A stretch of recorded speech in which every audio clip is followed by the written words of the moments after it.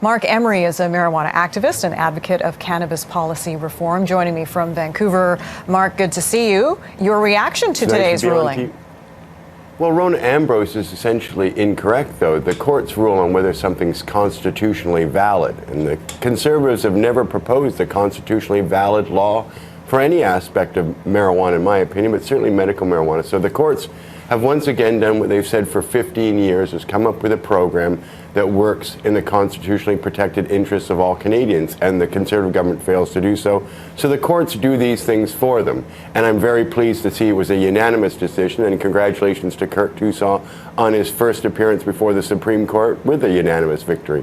The designation of it being a medicine or not aside, because that is another major argument, what about the concern now that people have that these products, these food and oil products that contain marijuana, can now perhaps be sold for profit, much easier than the dried marijuana could have been sold in its natural form?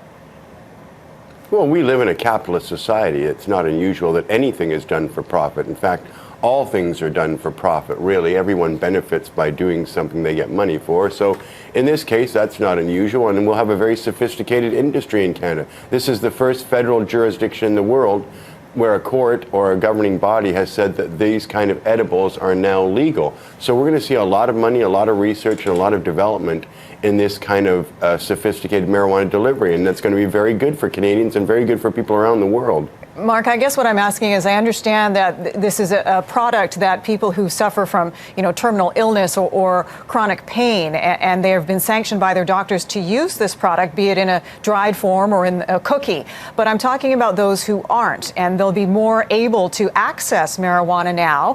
For example, young people, if it becomes kind of a black market for this sort of thing, it'll be harder to tell that there's really pot. Do you know what I'm saying? Well, perhaps, but we have medicines out there all the time, and it's prone to abuse, but marijuana is not addictive, and marijuana, at the very most, an overdose will make you sick for a couple of hours, but you'll be fine after that. There's really no danger here to people's health, nor to the social safety of our public or our young people. That is greatly overblown. The beneficiaries are in the hundreds of thousands of Canadians, perhaps millions, who can benefit by this delivery method, and the potential misuse is very minor. What about the ability to monitor how much marijuana is in each edible product? For example, law enforcement pulls someone over, they've got a bunch of cookies in them. They can't tell by looking at a glance how much marijuana is in each cookie or brownie or what have you, the way they could measure a stash of dried marijuana.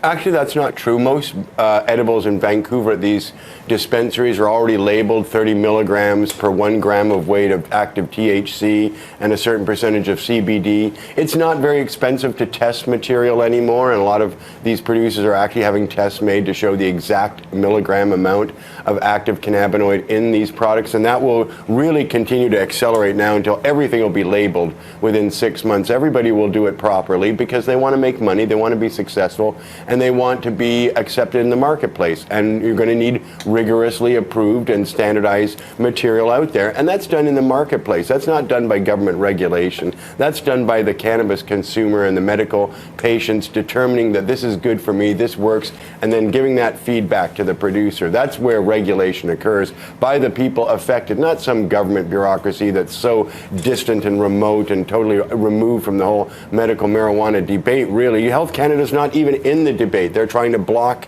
everything. They're just totally obstructive, totally reactionary, and now the courts have bypassed Health Canada and basically declared them an irrelevancy, which they are.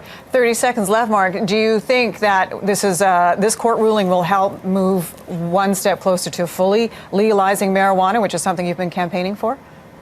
It's going to be legal all over the world in the next 2 to 5 years, and the United States is going to take the lead in that, and Canada is going to be close behind. Don't worry, we're not going to let this happen again, where we get left by a retarded government from passing the legitimate legalization that we all seek and crave. Everybody knows it's coming. We're just waiting for it to happen, so let's get this thing done. Marc Emery, marijuana activist, joining me from Vancouver. Thanks for your time, Marc.